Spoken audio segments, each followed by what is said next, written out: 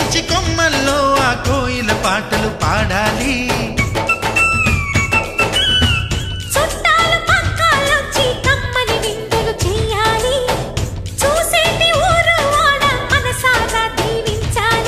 నలుగురు కలిసి చేతులు కలిపి